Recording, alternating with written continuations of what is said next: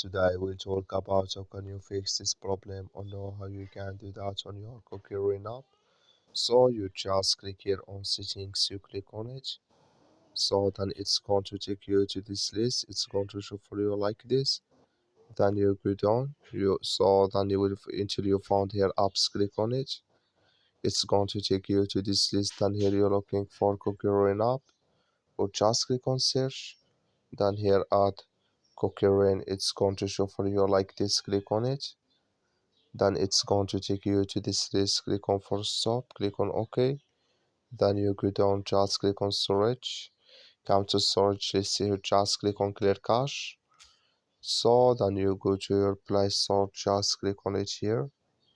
Then here you search for CookieRun, it's going to show for you like this. You will find here update, click on it, then it's going to work with you. As well, thank you for watching. Don't forget to support us by liking, subscribe.